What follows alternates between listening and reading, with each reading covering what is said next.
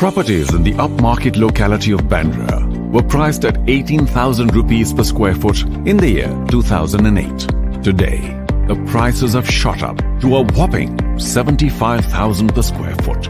And now, Bandra's neighborhood locale, Chembur too, is repeating the growth story. Excellent connectivity and well-planned neighborhood has made Chembur the most sought-after investment destination, with large industrial pockets unlocked for real estate development. Chembur has scaled up to become the hotspot for aspiring home buyers. It is surrounded by neighborhoods like Lower Parel, Andheri, Bandra Kurla Complex, Seeps, and has easy access to all parts of Mumbai. Chembur is also well connected to Wadala by the 19.54 kilometer long monorail. Being the world's third largest monorail network, it is attracting new developments around it. Upcoming Metro Line 2 will also bring never-before ease in the region. According to Mumbai Metropolitan Region Development Authority, Santa Cruz Chembur Link Road project is all set to be completed by 2022. Being a 4-lane connector, the commute to BKC via Chunapatti flyover has been reduced to just 10 minutes, smartly avoiding the traffic congestions at Dharavi and Sion junctions. This flyover connects eastern suburbs in just 30 minutes. A 2.15 kilometer Mankhurd Ghatkopar flyover will connect key areas like Ghatkopar, Chembur, Vashi, BKC, Santa Cruz, Andheri, South Mumbai, and so on, among others. This will add the never-before ease in commutes from the Eastern Freeway heading towards the Sion-Panvel Highway. Located in the heart of the city, Chembur is well connected to all parts of Mumbai city. It has evolved to become the finest connectivity hub in all of Mumbai. Chembur is also well connected to top-notch business destinations. From airport to monorail, every mode of transport is just around the corner, giving you ample commute options to choose from. Chembur has a good mix of social and economic infrastructure, like educational institutions, shopping and entertainment, healthcare facilities, and hotels. The signature global luxuries of the World Home Collection are all set to add glory to Chembur with its new icon. Having delivered 45 million square feet of excellence across 8 cities, Puravankara is all set to win the hearts of Mumbaikars. Purva Claremont, nestled away from the hustle-bustle, yet connected to the world, is an icon of a world-class lifestyle. Embrace luxury 2, 3 and 4-bed residences with a range of high-end indulgences to usher you into a world of hand-picked privileges. Move to the iconic destination and live the iconic lifestyle. It's your time to buy Chembur by Puravankara.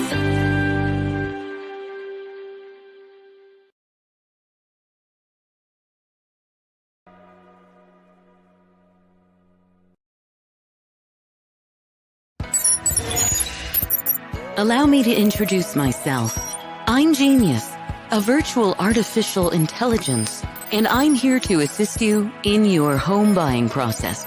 Extracting all information from the realty world, here I am all set to provide you with the best investment option.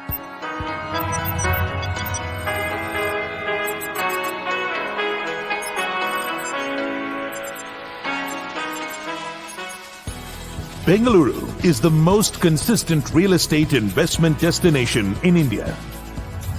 One of the most important factors spurring real estate growth is the ballooning of manufacturing hubs, IT parks, and SEZs across the city. If you are looking to invest in Bangalore, do not miss on this micro market of North Bangalore. In the year 2000, the land prices of Hebbal in North Bangalore was rupees 500 per square foot. And today the price is at rupees 13,000 per square foot. It has multiplied by 26 times. So if you missed investing on Bellary Road in the early 2000s, do not miss Thanisandra Road in 2019. Thanisandra Road is identified to be one of the top opulent residential investment destinations in Bengaluru. Easy connectivity to the airport, access to the central business district, and close proximity to Bangalore's largest commercial hub makes Thanisandra Road the most sought-after residential investment destination. In recent times, Thanisandra Road has seen an exponential growth in residential development.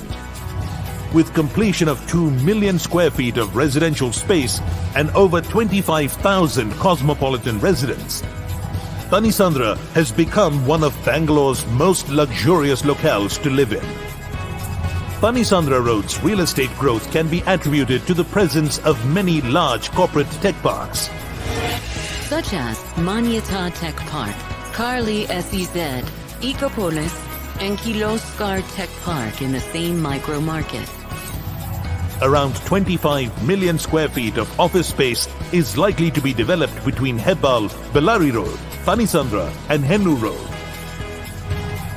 Thanisandra is fast becoming a thriving economic center. The KIADB has earmarked 1,900 acres for the development of Aerospace SEZ, IT and Hardware Park and Devanahalli Business Park. All these developments will lead to the creation of over 3 lakh jobs and will increase demand for housing in the region. Thanisandra Road is also being built as an alternate arterial road connecting the airport to the city, which would in turn reduce the travel time from Thanisandra to the airport. Investments worth 292 crore rupees is earmarked for the improvement of Outer Ring Road. This will connect Thanisandra to the far south, east, and west of the city and will further enhance connectivity. The government has cleared the much-awaited Suburban Rail Corridor project with an estimated cost of 23,000 crore rupees. New Metro Line Phase 2 to the airport has been sanctioned at an estimated cost 10,585 crore rupees. This will have 17 stations and will further improve connectivity between KR Puram, Nagwara, Hebbal, and the international airport. The north-south corridor is planned between Nagwara to Gotigere. This will reduce commute time to the city to a mere 30 to 45 minutes. Thanisandra Main Road also has many reputed schools and colleges,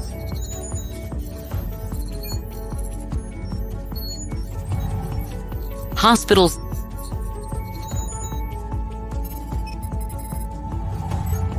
and malls in and around its vicinity. With its proximity to the airport, availability of space, upcoming tech parks, improved connectivity, and real estate development, Thanisandra Road has become one of the most popular residential destinations in Bangalore. Keeping in sync with its growth, Puravankara brings you the perfect investment opportunity. Purva Atmosphere, the chosen world. An investment that will give you a high on life and attractive value. So wait no more. Buy Thanisandra. Buy Puravankara.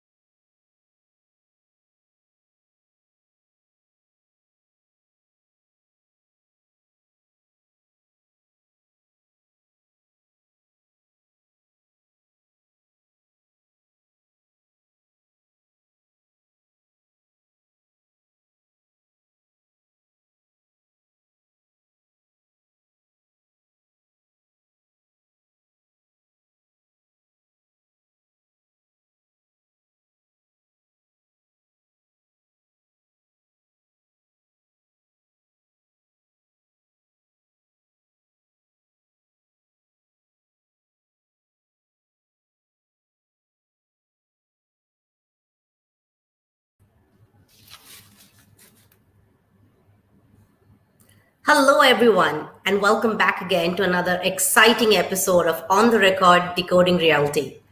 Thank you to everyone who has been tuning in and joining us for the last 2 episodes. We really appreciate it. Thank you. And for those of you who are joining for the first time today, I promise you a very, very exciting conversation. So without much ado, I would like to dive into our first episode right away. Location, location, location, right home, right place. I'm very thrilled to have this power packed panel. All three of them need no introduction, but I will do the same. First off, we have Jayashree Kuru, who is a real estate writer, researcher, very, very renowned, and she's been doing it for 25 years now. Welcome, Jayashree. Thank you so much. Thank you. We also have Mr. Ramesh Nair, who is CEO at Colliers in India. Hello. Hello, Ramesh. Welcome. Ramesh is a stalwart in his own rights. And but not the least, I have Abhishek Kapoor, who is my senior colleague here at Puravankara. Hi, everybody. Thank you for having me here. Welcome, Abhishek. Thank you. So, location, location, location. This is the golden mantra that every real estate expert has been using since Harold Samuel coined it a century ago in London. Location can be the difference between a great property, a not so great property, a super investment, a poor investment. But why does it hold this kind of power? And what exactly determines the value of a property? The world is shrinking. What does location mean to us today? We have all these questions, but we have our experts today who is going to decode this for us and let us know everything about location. So let me start with opening a question to all three of you. Is when I say the words ideal location, what comes to your mind? Jayashree, if I can come to you first. Jayashree, may I ask you to unmute yourself, please? Thank you. Yeah, sorry about that. My ideal location may not be your ideal location. Every person, the ideal location is what suits your lifestyle best. Where do you have the kind of infrastructure that sustains your lifestyle? If you need schools, if you have small children, you need schools nearby. You need entertainment centers nearby. If you're a youngster and you like to hang out at pubs and things like that, you need those nearby. At every point, you have to be very close to or at least accessible to your place of work. There are certain lifestyles each one of us leads. So it is not only the actual property that you're buying, but also the neighborhood, what's around you, the social infrastructure, the physical infrastructure. If there's a crowded red light that you have to cross every morning or every evening, that becomes a deterrent. So location means choosing that place that is most convenient to you to access wherever you have to go, and you and your family, and also that it sustains the kind of lifestyle that you like to. Excellent. So I heard the word lifestyle a lot, and I think that's a word that all of us have been using a lot since the pandemic hit in, that we've got to update our lifestyles. Ramesh, what does an ideal location mean to you? Point of view, I would always look for major roads, key markets which are around the major roads. I would also look at where the rental market is from a location point of view. I would look at which are the markets which have low vacancy rates. I would most importantly look for good livability. So when one means livability, it's social infrastructure, physical infrastructure, schools, retail, recreational areas, good connectivity, telecom, electricity, all that becomes quite important. Also, proximity to business districts becomes very important when one is looking at a location. Today, when one looks at branded township developments with very good amenities, that are well maintained, that has the ability to get good rental values, that kind of automatically becomes a good location for prospective home buyers. One needs to look at utility when looking at buying. A lot of times you've seen that home buyers who buy look for utility, but home buyers who rent look more for luxury, and investing in upscale CBD kind of locations in spacious properties within and surrounding the CBD obviously is again a good location choice. So in a nutshell, major roads, good infrastructure, livability, proximity to business districts. I would look at this when I look at a location. Thank you, Ramesh. That was a differing point of view, and I think that's what makes location so important. Like Jayashree said, it means different things to different people. Abhishek, what is your ideal location? What comes to your mind? My view on location is it's very specific to individual needs. So, and I'll try and explain what I'm trying to say here. It depends on what is your investment horizon or buying horizon. Where do you see yourself over next tenure of that investment in terms of using the space or the purchase that you're going to do? And at different life cycles for people, it is a different target that people are looking at when they're making an investment or making a buying decision. And I'll just enumerate it for 2 seconds. Somebody who's looking at, say, owning an individual home over next 5 years is going to buy a plot in a certain location and is going to look at a certain infrastructure coming up at that location. And therefore, that is how they are going to look at making that buying decision. Whether it is important for them to have it as a second home or eventually are they looking at a primary home is again a consideration they will make. Basis that the location preference will change.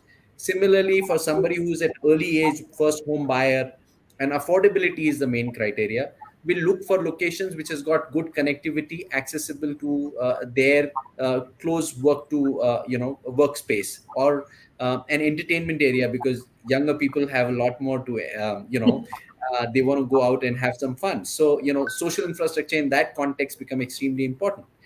In somewhere middle age, somebody will look at it and say, I want an upgrade and I want to get closer to a certain location, a certain social status, a certain manner of looking at it. So to my mind, location is very need based, and you need to really look at what your opportunity, what your target is, and then decide what is your preferences. But most of the other stuff which Jayashree and Ramesh perfectly covered are the main parameters when you look at any of these things.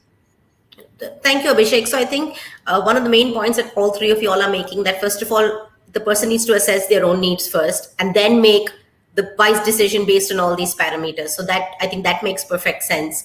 Jayashree, if I can come back to you with a topic that's really close to my heart, which is, trying to encourage more women home buyers in the realty sector, and for a woman to become a primary home buyer. It's something that I feel strongly about, and, Puravankara feels strongly about also. So do the determinants or do the parameters for a location change or vary when there's a lady who is looking to buy? Certainly, it does. And I think increasingly, since women are staying alone in urban areas, you find that these things are very important. I'll give you a small example. One of my editors who was editing my book, she went and picked up a location which was close to a metro station. In her mind, it was just 2 stations away, and she could always go to use the metro and not use her car. So she looked at a place which was well connected by the metro. But between her house and the metro, there was a small alley which was dark. And what happened was that she chose it because of the metro, but she could not use the metro because of that small area. Now, I believe that when a woman is looking for a property, safety is a primary consideration. Especially in large cities, safety is very, very important. Within the complexes nowadays, you get many tiers of safety. At the gate, at your building, there is a multiple levels of safety. So I don't think that is such a big issue. What really happens is once you step out of that place, or once you get out there and then you're driving out, please be careful that the place is conducive to your safety and security. The other thing is that remember that right now with the pandemic, healthcare has become a big consideration. The access to healthcare close by. Now, if you're staying alone and you have to access the primary healthcare close by, you have to either have those within your complex, or you have to have it at touching distance. And it is a good idea to make sure that you have a neighborhood that sustains your lifestyle, your needs as a woman. The third thing is that as a woman, there are times when you have to come late back from work, and or you have to leave very early. If you're in the airline sector and all that, or media, you're traveling late at night, early mornings, and things like that. It's very important that you stay in a neighborhood that has easy access to the main roads and things like that, and that you don't have to go through too many alleys. This particularly is important in a place like the NCR and northern India, which are not safe cities for women at all. If you have to drive through very lonely stretches to come back home, that's not the best place to pick up your True. Also remember that it's a place where there are families. It's not just youngsters there, where there are families, small children, old people. It's not about anything else. It's eyes on the road or eyes on your house. If there are people using different facilities at different points of time, what happens is that neighborhood becomes safer. And I think it's very important to see that these things are looked at before you look for a house for yourself, a location for yourself. And I wholeheartedly agree, Jayashree. As somebody who's been house hunting, renting or buying, safety is one of the first things which I hope improves for women, not just in our country or everywhere. Hopefully that's not a factor we need to determine when we are buying our home. And hopefully that changes. But till then, safety first. And most branded developers are actually bringing that factor into their development. They're looking at it at that particular target market. So that's encouraging for all of us, women especially. Ramesh, I'm going to come to you with my second favorite target market of customers who come and ask us that I want to invest. So what is the criteria for an investment-only property? So this is somebody maybe in their late 50s, they already have a home, and they're looking at rental income, which is something that you mentioned earlier. Would you expound on that, please? So, Manoj, obviously for an investor, price, the location is very important, but the price also automatically becomes a very crucial factor. Like on the location front, what we discussed, I think it's very important to look at what the rental market is, and also to look at proximity to business district, because if he's looking at investing, he needs to easily find a tenant. And if the house is close to a office business district, that makes his life a lot more easier. But the more important point is pricing. And we have seen that whenever there has been a correction in pricing, which we saw around the middle of last year, which was after the first COVID wave, we saw sales picking up across the country. We saw low mortgage rates, which again has an impact on pricing, again have a direct impact on demand. And we saw those many millennials who were kind of waiting and watching of the fence sitters come back and buy because the prices started going down. Again, the post-pandemic, the realistic pricing, which many developers did, the mortgage rates, which were again at the lowest, stamp duties in cities like Mumbai and Maharashtra, in state like Maharashtra, where stamp duties were reduced, we could see that residential sales had started going up. I was talking to a developer who said that the last quarter of 19 versus last quarter of 20, just because the stamp duty numbers were low in a state like Maharashtra, the sales had actually gone up 120% just in that quarter, in spite of having a pandemic kind of a situation. So these are some of the things I would say one should look at from an investment point of view. You can also look at, if you're a seasoned investor and you're looking at a large property, I would recommend that you use a good broker who can guide you through the buying process. You obviously need a good lawyer to make sure you're not making a wrong decision with regards to aspects like legalities and title. Again, if it's a large property, have a structural consultant who is working with you to kind of guide you if the facility is structurally a good one. Today, from a rental point of view, not too many markets offer you the kind of rental yields which an investor would typically like. But in spite of all that, I think these are some of the things they should keep in mind when they're looking at residential as from a investment point. No, Ramesh, that was an excellent tip. While most people will definitely have a broker and a lawyer in their consideration set, a structural consultant is not something that a layperson would go for while they're making an investment decision. So that's an excellent tip. And I think people should all, including myself, we're all taking note of that. Abhishek, I'm going to come to you with the opposite of what I just asked the other two. Are there some key factors that get overlooked completely while choosing a location? So let's say, I have the money, I pretty much know what I want, but is there something that people don't consider at all and should be considering when they're choosing the right location for, say, their home, their primary home where they want to stay in? So, while we've discussed most of the stuff on the location piece, and there are two things I would like to mention which are very, very critical while making a choice. One is, what is the upcoming infrastructure in that area? I mean, if both social and physical, there is a possibility that the upcoming infrastructure can make a big difference to the way you live and the way you work and play and all of that piece. So infrastructure that is going to come up in that area, is it the growth vector of the city? So if that area is a growth vector for the city, then you'll always see the overall area getting developed, and therefore there is a huge opportunity in terms of the kind of lifestyle you'll end up living. The second is the brand you are buying with. So, while pricing is extremely important, one of the biggest criteria one needs to look at, especially in the current environment and the experiences we have had in last 2 to 3 years, is one needs to look at the reliability of the brand of the developer who's giving you the product.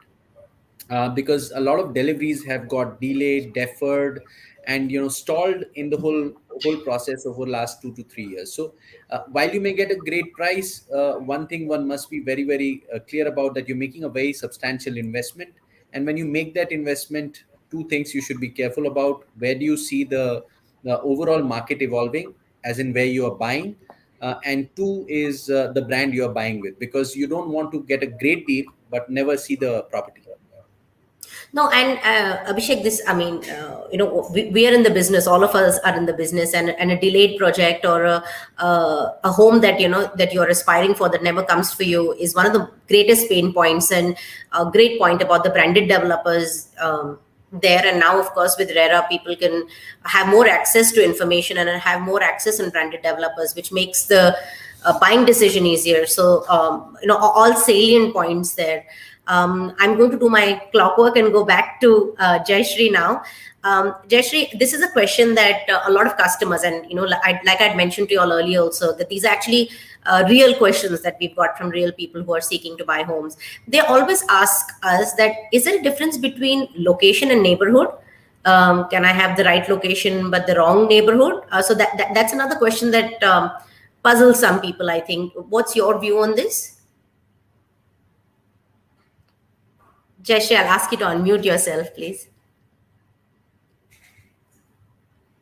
See, location means that you should have the right access to the right location. It's easy to come in and out. There, you have the schools, hotels, hospitals, entertainment centers, retail malls all around. But neighborhood actually means that you have the right kind of people whom you would like to stay with. Now, what happens is sometimes there are situations where you don't have, you go into, for instance, it sounds wrong to say, but if you go into a 1 BHK neighborhood, you are likely to have a lot of youngsters, a lot of that's the kind of housing that suits youngsters and so on.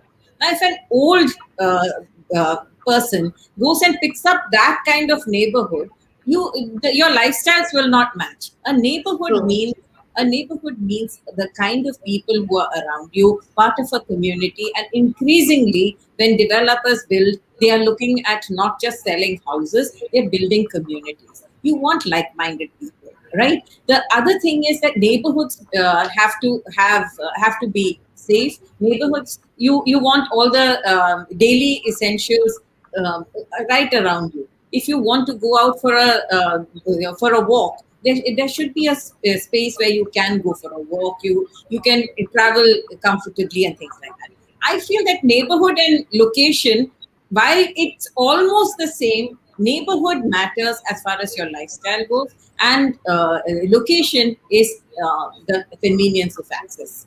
In my mind, that's what I would say. So people you're saying people should look at the neighborhood first, and then the location is a larger part, because the neighborhood is in immediate proximity. No, location first. Location. Location. When you choose, more than anything else, you have to look at budget, location, and the amenities that you need in that order. I believe that is very important. But before you make your final choice, you always have a choice of 3-4 properties. Finally, when you make that choice, make sure that you are getting into a neighborhood that matches your lifestyle. Otherwise, you can have the best house, the best developer, a wonderful brand, but you can be pretty miserable if you live in that. Location, budget, amenities. That's a great checklist for any first home buyer or a second home buyer. Thanks for that, Jayashree. I am going to switch gears a little bit here, Ramesh. It's picking up for something that you spoke about in your opening spiel about how post-pandemic the working habits of people have changed. But you also mentioned that being close to a business area will still continue to be of high importance when you're choosing a location. So has the hybrid working model impacted criteria for location at all? So a lot of people are still not yet started going back to work. Amongst the IT companies, which is 50-60% of the Indian office space, occupancy is still less than 10%. So a lot of people are still kind of working from home. There is definitely a lot of emphasis we are seeing on both health and safety, which means you need better indoor environments. You need better amenities because you are working from home, and you don't mind going further down the suburbs. You don't want to be just within the close to the CBD areas. The other thing is opposite of walk to work concept, which is larger, sustainable living spaces, safer, quieter neighborhoods. That also kind of becomes important. We are seeing a preference from home buyers for bigger, well-planned spaces with more greenery, more sustainability, better wellness features. Also, for the first time, we are actually seeing home buyers say, "I want more home automation." Previously, that is something which is given only to luxury products. Today, even non-luxury customers have started asking for home automation, better sanitation, a dedicated study, dedicated work areas. Today what we are seeing is there is no requirement for a daily commute, because of which the demand for suburban regions and peripheral regions with better affordability has kind of gone up. And we're also seeing urban infrastructure kind of improve, and with high level of land availability in the peripheries, this is enabling many developers to offer new and large projects within the peripheral locations. Another trend which we are beginning to see is in many developments having co-working facilities within the complex, which was not heard of pre-pandemic. So there are developers who are trying to see if I can have a smaller co-working center in my complex with regards to a hybrid working model. So these are some of the things we have seen in the last few months. You said work from home, and that's as a student in Melbourne, that was one of my favorite things to do, and I always hoped that India would have that. Do Do you see this becoming a reality more and more about people work from home? Because, walk to home. I'm originally from Bombay. For us, local trains, that's how we get to work. And that trend still seems to continue. So are you hopeful? Because that's something that would make people like me really happy, that if this is a trend and I could walk to my workplace, that's fantastic. So if you look at some of the best performing townships in the country, whether it is the various Hiranandani projects within Mumbai, Hiranandani Garden in Powai, or the Thane project, or you look at the Bagarpata city in Pune, or you look at the various DLF projects. One of the main reason why this is all these projects have done really well is because of the walk to work concept. We believe that close to at least 20 to 25% of office demand will permanently move towards working from home, which means a lot of people will want to work permanently from home. And that will again have an impact on walking to work concept. But the scope, the potential for projects which are at walking distance, where you can go have schools at walking distance, malls at walking distance, work at walking distance. Those are the projects which are going to be really, really doing well in the future. No, excellent. So, I live in hope, walk to work. Abhishek, I'm coming to you with a discussion that, well, you and I have had many times, and it's one of your favorite terms, long-term socho. So that's my question to you. How to measure a location's long-term resale value? You've had this question from people. We have it when customers come to us and say that, I'm going to buy this place now, but what is the guarantee that 5 years or 10 years down the line, I'm going to yield a larger return? What would you respond to such a customer? So, I think there are 3 or 4 things that one, and as a customer, a lot of times people don't understand. Taking a buying decision early in a project is one of the best things they can do, or midterm into the project is one of the best things they can do. The reason why that happens is because as the project gets completed, and you could map every project in any development across the country, you would see a significant increase in prices from the time it launched to the time it got completed. And one of the best ways to compare that as a benchmark is to say, today for a ready to move in comparable property, what is the price, and what is the price at which you're buying? Okay. So over the life of the project, you will see that the project, unless it is really unique in its approach and the way it presents itself in a market, which actually it just changes the market dynamics, and that also happens.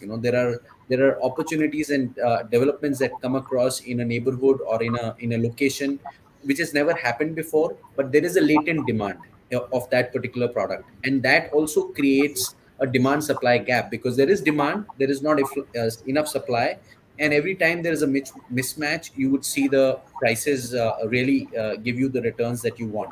So 2 of the things: one is it something really unique in that marketplace, which is basically a demand supply gap.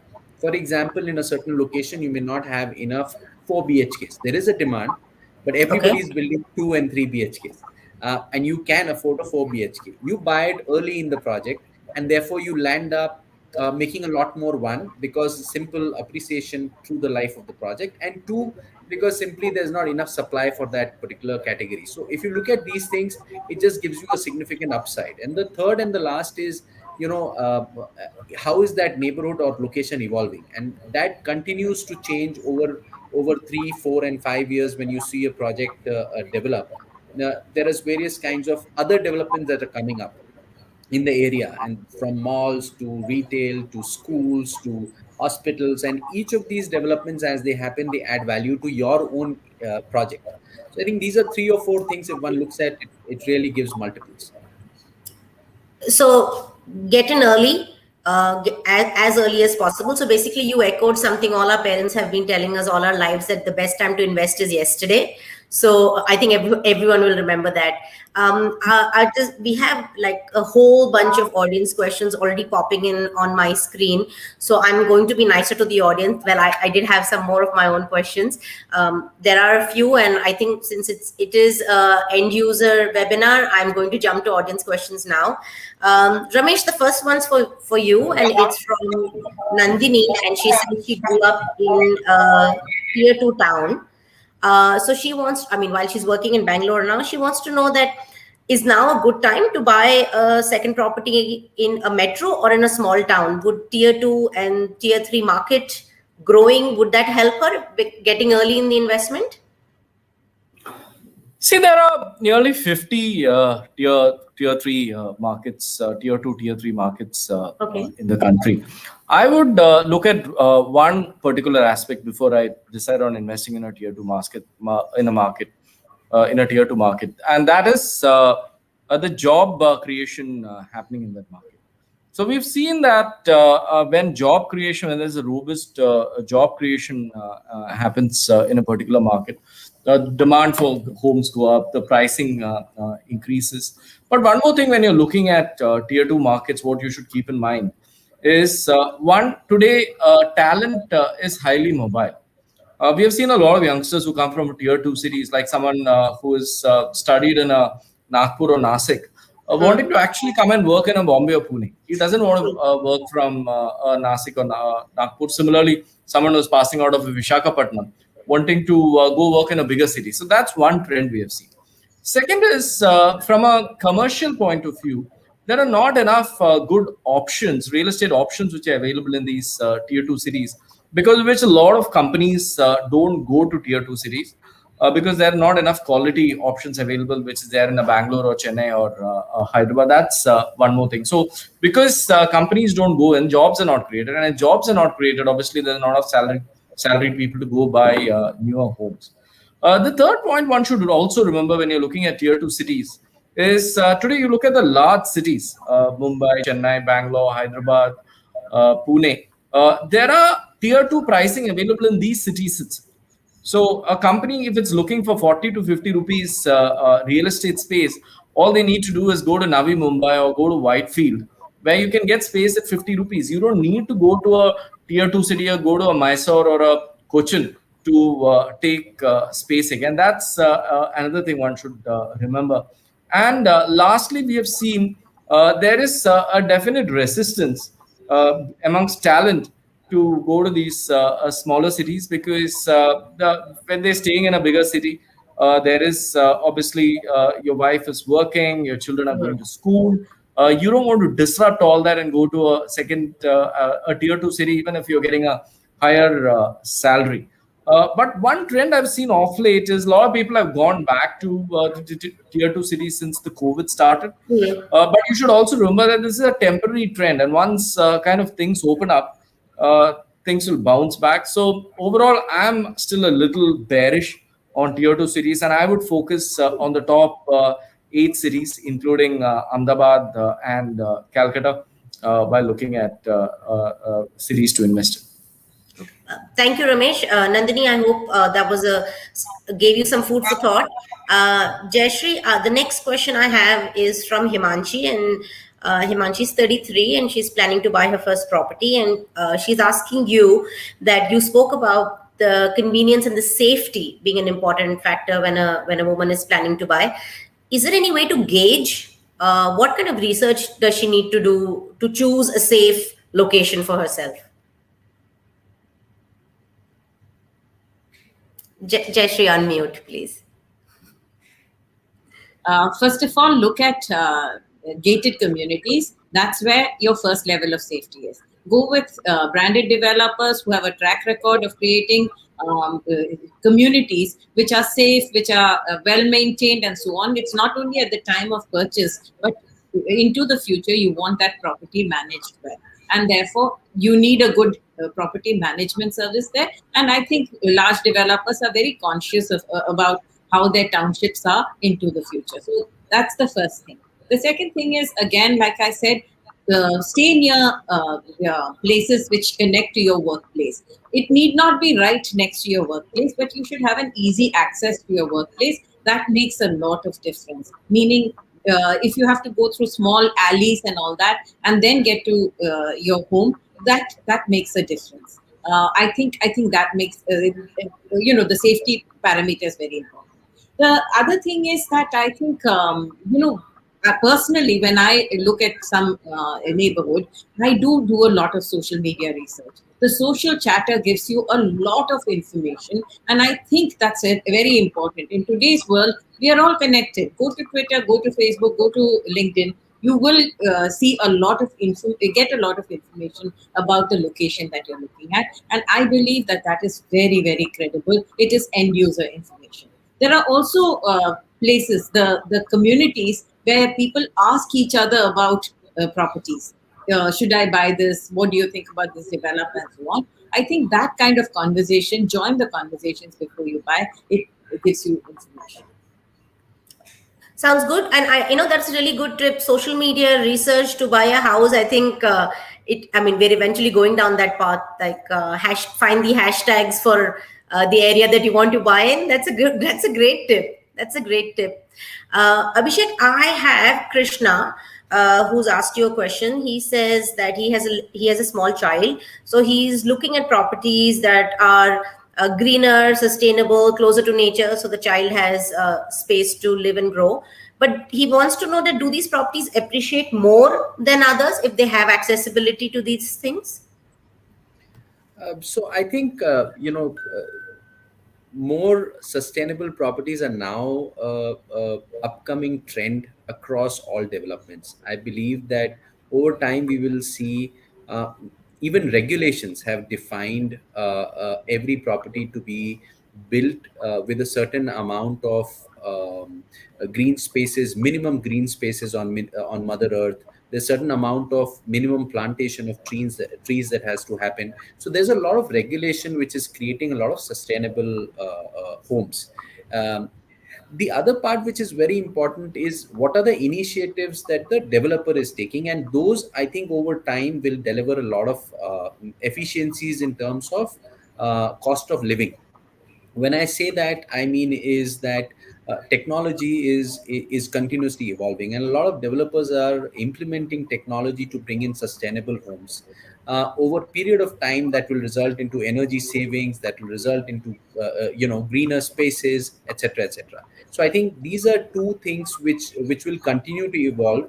And if one can look at opportunities where developers able to offer products which are offering these technologies over time to give you those energy savings and greener spaces, then it'll definitely be a better place to live. So, if you go to any of the large projects and you go and see people enjoying in their large green spaces, I think there is a temptation to buy over there because that's where the community is formed.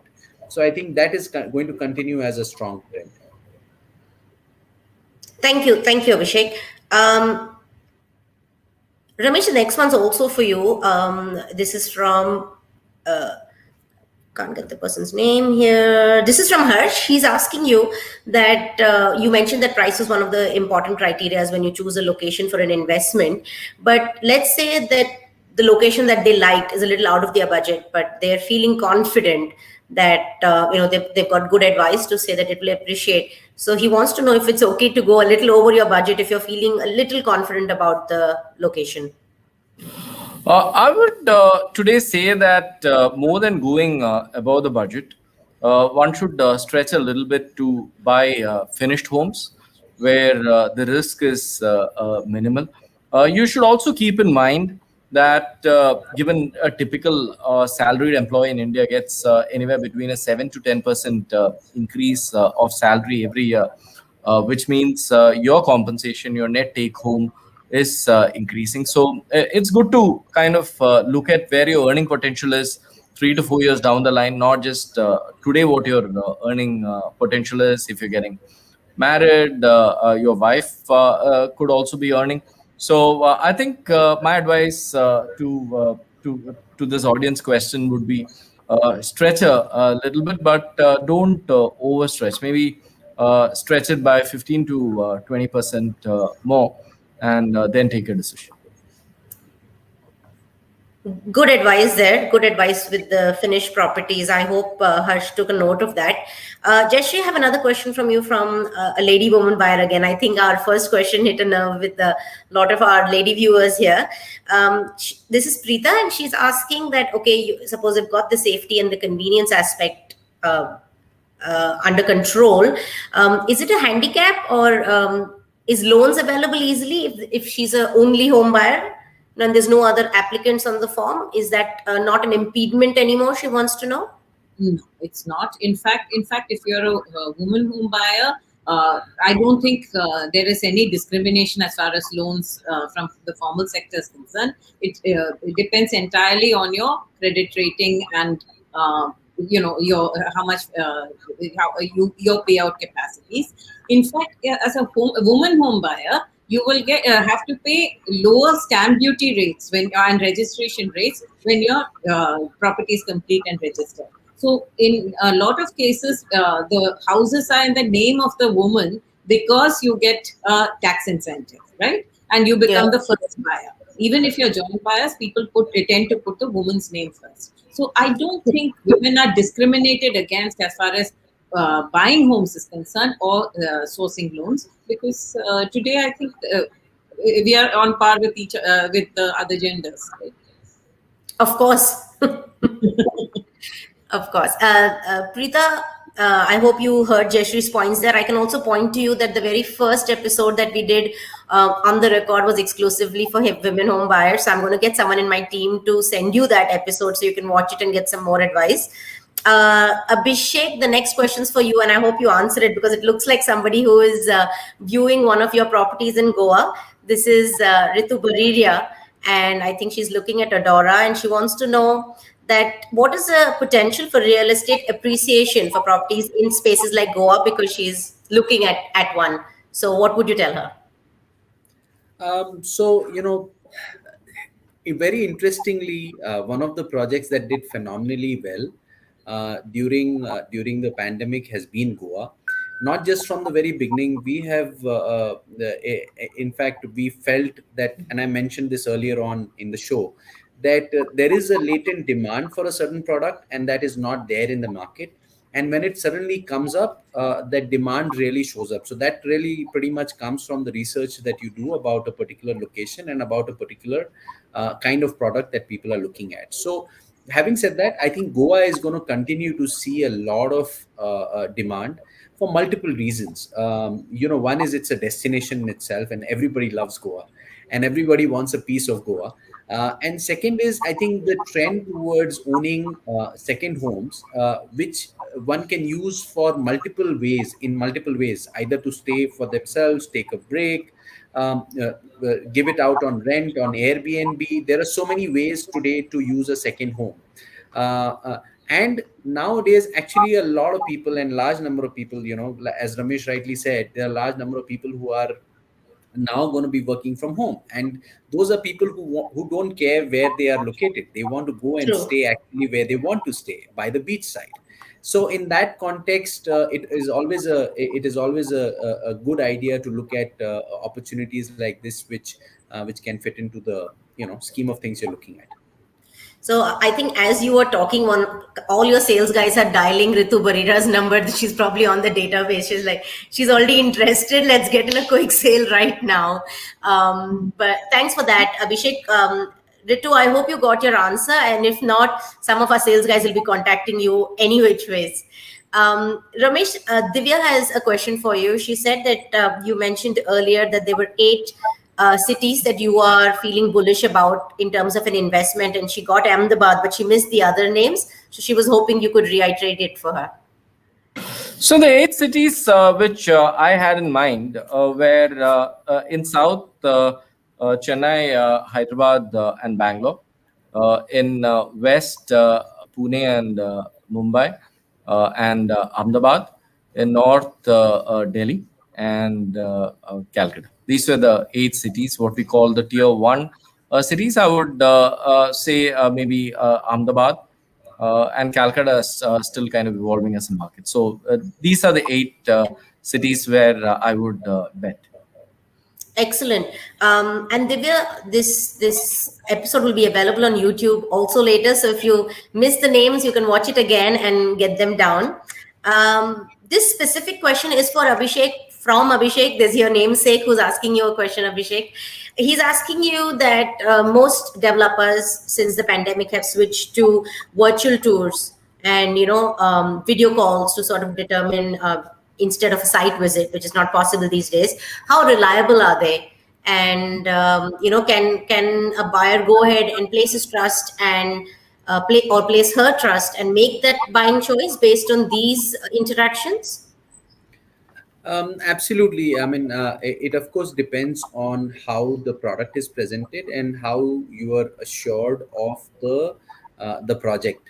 So when these virtual presentations happen, and there are multiple ways of doing this, and the kind of content you see when you're presented with the product is very, very important. So reliability of the content is extremely important. So if it is coming from a strong brand and you know that they have been continuing their deliverables in terms of projects, I think that is the step one. So that if that is perfect, then the second piece is to validate the information that you have received virtually. And we have seen large number of bookings that have come online, and largely most of the developers, they have made it so much easier to be able to take a decision, make a choice, and view every aspect of the product. I mean, I know that there are video calls people do walking around the site, and they're able to convince the customers that here you just see the kind of product we are building. So that piece has evolved, and to be at home and not to go through a day of going through the traffic, going and visiting physically 3 projects, and then taking a decision versus sitting at home over a 4-hour conversation, and you're able to get all the information, and you're able to make a choice easily and more conveniently, I think has really, really evolved. So there is a lot of movement there towards this online booking and online viewing and video calls. And we see that as an increasing trend as the markets evolve. And I mean, we are doing this virtually now. In an ideal world, we'd probably having coffee together and having this conversation. So I think that's testament that videos are working. Jayashree Samreen has a question for you. She wants to know that are all good locations expensive? No, I think locations need not be expensive to be good. It depends on the convenience of location, and I don't think every developer just hikes the price just because the location is good. I think ultimately it has to be value for money. That price that you're paying. For instance, the Delhi Metro Delhi has decided to increase the FAR of say places like Karol Bagh. But that doesn't mean that you're going to get very large, spacious apartments there.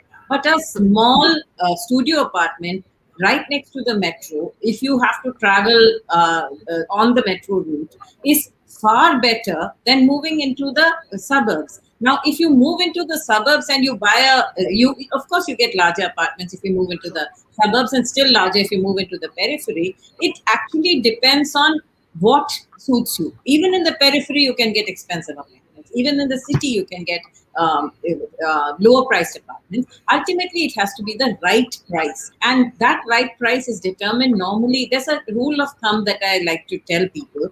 If you are paying, say, whatever you're paying as your rental, if the price that you for purchasing a new house is, say, not more than 25% more than that, that means that you are able to afford that EMI, right? Whatever you're paying plus a 25%, 15 to 25%.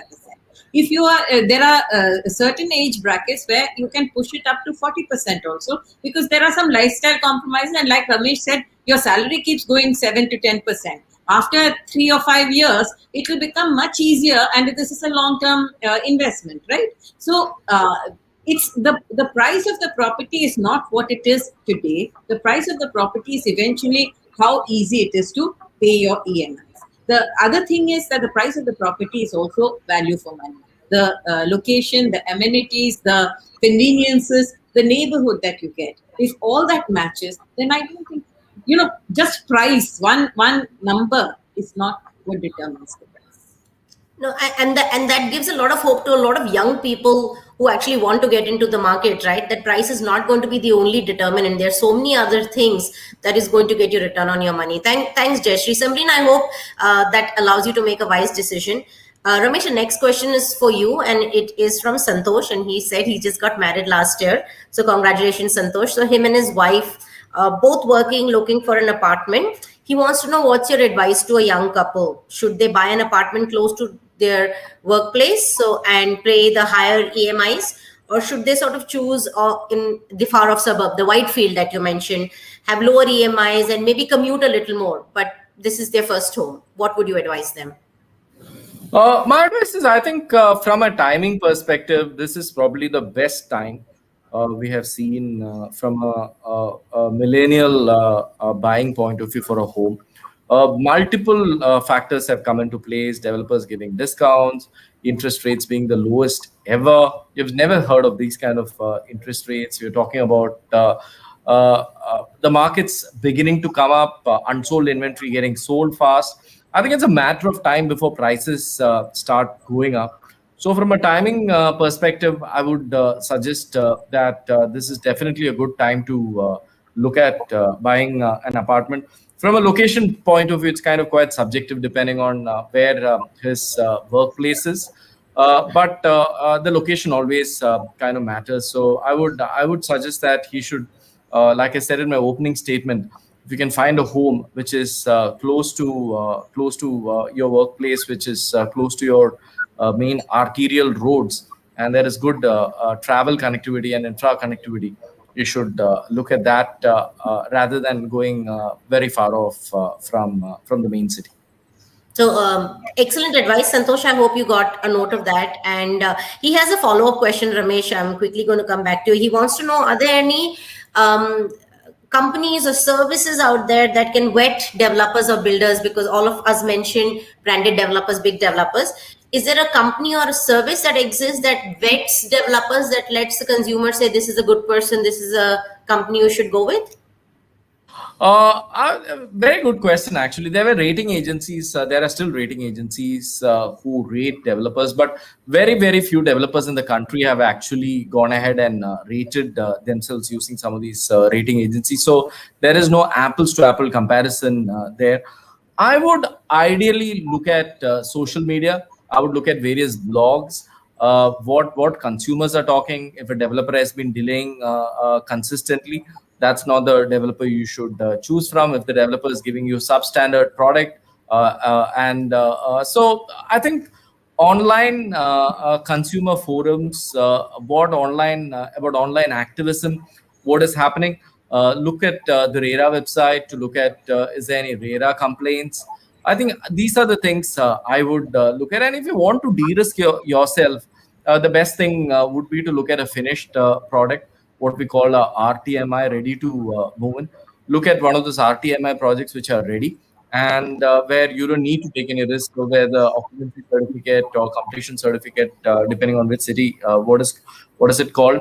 Look for one of those projects which has that, and then take a decision. Excellent. Thanks, Ramesh. I think this also echoes to what Jayashree said earlier. Social media is sort of giving us all the answers that we need these days. So you can base your research on that. I'm conscious of time. I know we will stop at 6, but Abhishek, a last couple of questions here from Levine. She wants to know that does the smart city scheme or the smart city tag by the government have an impact on the location? Definitely, Minal. I think the smart city is a fantastic idea. Government's done a great job at improving the entire infrastructure, both physical, technology-wise, and the way they are going about expanding these cities. This was long overdue in this country, and finally we are seeing it happen. I think smart cities will command higher premium and higher pricing over time, because convenience will become from all points of views, including utility and infrastructure, is going to be far better in these cities. So I personally believe that that's going to really help. Minal, with your permission, may I add something? Of course, Jayashree. Of course. I believe that what the World Economic Forum has come out with, the 15 minutes locations, I think those are the ones that people will slowly start opting for, which means that there should be adequate pedestrian paths, there should be adequate cycling paths, and public transport or fuel efficient public transport. If that can reach you to most of your places, then inter locality commutes are not so important for people. What they're looking for is that 15 minutes locality. And I think that while international localities, places like Paris have already announced it, my feeling is that in smart cities in India, you will soon start seeing this kind of announcements, where localities, neighborhoods, which are self-sufficient in themselves and where you can walk and cycle. I think that would be catching on very soon. And that would be everyone's dream, like Ramesh also mentioned, walk to work, walk back. You actually have time to maybe go for a run, do things that you want to do, paint, sing. That's the dream. I mean, we all look forward to that. I know I do. I'll just add a line here, Minal, if you're fine. Of on course. the smart city, on a lighter note, I think it was Kennedy who said that look at what you can do for the country and not what the government can do for people. So even if you don't see a smart city, at least build a smart home, spend 300-400 rupees extra and on home automation, and I think that's the smartness we can get for the time being. So 2 thumbs up for that. 2 thumbs up for that. We'll try and get smart ourselves before we hope our cities get smart. Ramesh, one last question. I don't know how you're going to answer this young girl, but her name's Simran. She wants to know that in these 3 metros, NCR, Mumbai, and Bangalore, she's looking at a 3-bedroom. So what would be the best location according to you in each of these 3 suburbs? NCR, Bangalore, Mumbai? I would look at where the jobs are being created. Exactly where all the IT companies are coming. I think the most number of jobs in Bangalore is created in Outer Ring Road. The most number of jobs in Mumbai is created in the western suburbs, and the most number of jobs in NCR is along the DLF cyber city. So I would look at exactly where all the companies are coming, and I would invest there. Absolutely. We've got to pay our EMI. So if we have a job that can make that happen, that would be fantastic. Thanks, Ramesh.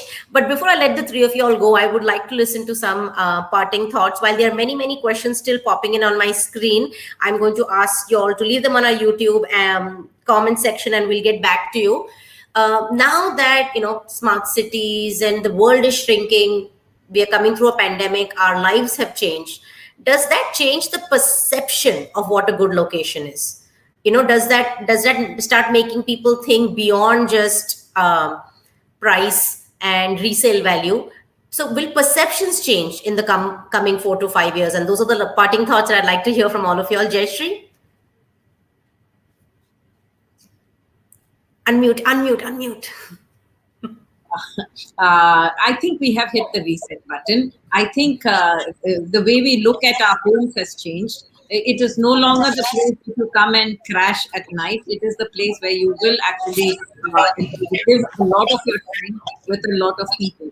So I think it's important to understand that home and what you do in that home is so important, that the importance of the location of your home has significantly changed across large cities, small cities, affordable homes, premium homes. I think people have understood the value of homes, and I believe that this is here to stay. It's even if the pandemic goes away, we will not underestimate the value of them. No, and I like to keep saying this to people. I was like, roti, kapda, and makan. And roti and kapda got its due, but makan did not get its due as much as it's been getting in the last 2 years. So that's something that resonates with me also. Ramesh, will perception of what a good location change in the coming years? So there's been so much of hype around work from home. All of us have been kind of working from home for a while now, thanks to the 2 waves. And we have seen how the same companies who last April, in 20 April, said that we all can work from home, are asking their employees to kind of come back. So I think there's a lot of hype around work from home, and it's a matter of few months before people will start getting used to. And like I said, that 20-25% will go. Every company will have their own policies around that. But I think what developers need to focus on and home buyers need to focus on more is looking at aspects like security, screening protocols, sanitization, home automation, lifts, cameras, how contactless facilities, self-sufficient open spaces, indoor environments which have good ventilation. I think these are some of the things, wider passageways. These are some of the things which one needs to look at, and that will permanently change from a design of a home point of view. Thank you, Ramesh. Abhishek, has your perception changed? Will people perception change about a good location? I think two things will definitely happen. One is the ownership piece, which was earlier being deferred by a lot of people, has changed. In terms of perception, a lot of millennials were never known to own a home. And that home ownership as a concept was being questioned early on in your careers and early on in your life. I think that has changed because of multiple reasons. Because a lot of these guys went through very hard time living in rented homes or shared homes or shared services and so on and so forth. So that, I think, one piece, which is ownership of homes, has I think we've gone back to our elders' advice, and now you should own a home as soon as you can. That is one. The second one, I think, which has changed is privacy in home, which I believe will continue to evolve. People will want larger homes and privacy. As I said, it's a little interconnected with the previous point which I made, because you could not carry out changes in your home to get privacy, because you were in a rented accommodation or the society was having an issue. There were various issues around that. But larger homes, because more space is required, because there will be there is a fundamental shift in the way we interact, especially online, whether it is tuitions happening or you working from home in a late night meeting, because you can do that, which was not earlier an accepted or a normal norm.